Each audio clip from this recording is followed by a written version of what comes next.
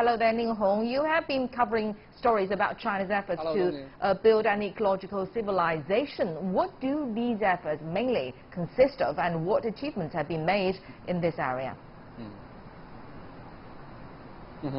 Well, yes, for the past few years, from what I saw, that China's really trying hard to build a better environment for its people, and many of these efforts are beginning to pay off in these years, and in areas such as curbing pollution, protecting ecological system, and also reversing the trend of land degradation. And the story you're about to see could give you a good idea about what China has been doing to build this ecological civilization. Take a look. China has long faced environmental problems, especially in the country's north, where smog has plagued the skies for years. But since 2011, the government has carried out a series of measures to curb air pollution, much to the pleasure of residents living in the region. In Hebei province, China's largest production base for iron and steel industries, a large number of plants have been shutting down every year. Take the Guangyao Iron and Steel Factory as an example.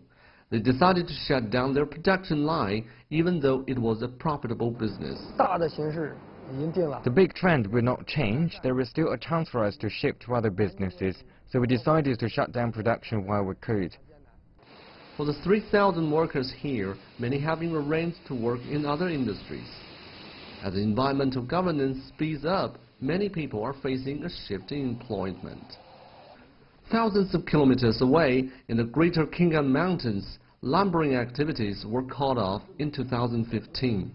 Now, former lumberjacks are involved in protecting the very trees they were previously bringing down. We're now even collecting our own wastewater and taking it away. We must keep the environment intact so it can attract more tourists.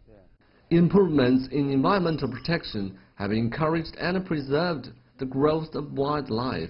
Tourism is now the pillar of local economy.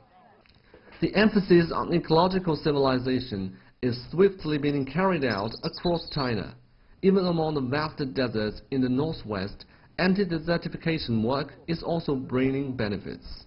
In Alashan Desert, transforming the desert is not only the government's job. The participation of private companies is proving useful. Solar power stations in the desert are providing power to factories while generating jobs for local people. I used to earn 2,000 to 3,000 yuan a year. Now I get paid 40,000 yuan a year. It's a big difference. Within 20 years, desert areas in China have shifted from increasing by 10,000 square kilometers every year to decreasing by over 2,000 square kilometers annually.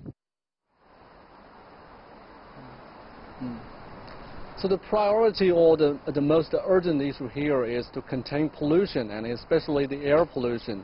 And China, to tackle that, and China has been trying to reduce the number and also the clustering degree of high pollution industries in China. And especially, for example, the iron steel industry that I mentioned in the story, that most of these industries are in Hebei province surrounding the Beijing.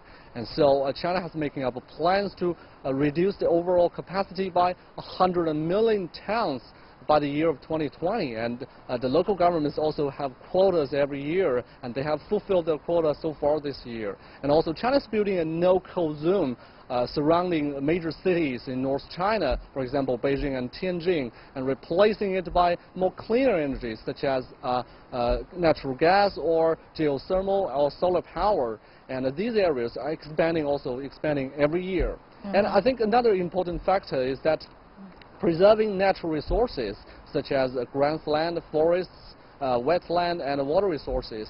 For example, there are red lines being drawn here. For example, the place in Greater Qingan Mountain, people actually are seeing wildlife returning to the woods, and the woods are not safe anymore. People are complaining because they're seeing bears and wolves showing up again. So this is really good for local people because they're generating more income than their former business, especially in tourism industry. So ordinary people can actually practically benefit from these efforts. All right, thank you very much, Ning Hong, reporting from Shijiazhuang in Hebei.